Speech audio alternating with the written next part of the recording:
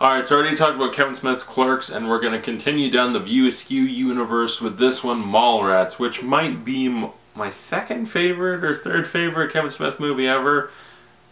Yeah, I admitted that.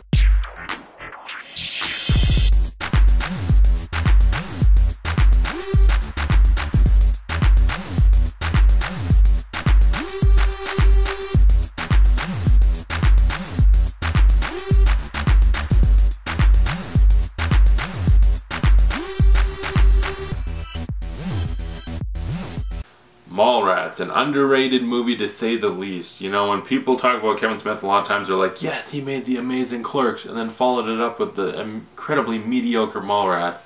And while I admit it's not Clerks by any means, I don't think it's terrible. It stars Shannen, Doherty, Jeremy London, Jason Lee, Claire Forlani,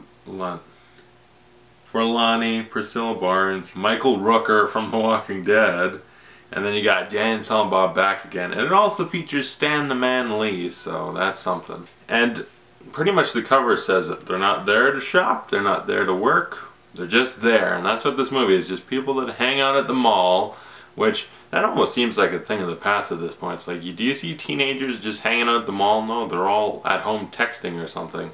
Losers, they could be going to the mall and just sitting around. I really like this movie, and a lot of it stems down to Jason Lee. I like his characters. He's got another character coming up in another movie, but he's got two. He's got Brody and he's got Banksy. And in this movie he's Brody, and I really like Brody. He's Randall's cousin. So if you like Randall from Clerks, then you should hopefully like Brody because they're cousins and they act somewhat similar.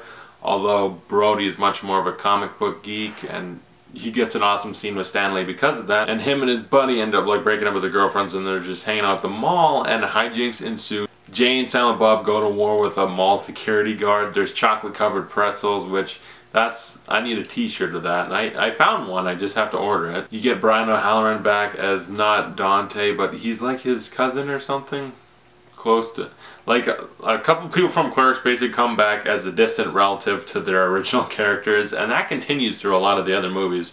There's these weird relationships between characters because it's all in the same View Askew universe, and I really like that, so it makes it fun. It makes it feel like a big universe like Marvel. It's just, if you saw Clerks, see Mallrats, because it'll tie in about the chick that effed the dead guy and then went nuts. That comes up in the next two movies. And I admit, this one's not amazing, but it's still a lot of fun, a lot of humor. I prefer Clerks, but I do like this one. It's underrated. And Kevin Smith's writing isn't quite as sharp in this, and to honestly talk about his direction, like I've said, he kind of is self-deprecating himself, saying he's not an amazing director. I think he's perfectly fine in directing, and I think lately he's experimenting, like Red State and Tusk, that stuff that he doesn't normally do for good reason. He's actually trying different stuff, becoming a better director because of it. And this one, like the first one, like Clerks, has a lot of memorable stuff. You know, Clerks is more memorable, but this is the thing with what is the guy's name that was on My Name is Earl? He's the guy that's staring at the sailboat painting, trying to see the picture inside the picture, and the whole time everyone will come like, oh, look at sailboat, and he's like, shut up! The whole time he's losing his mind.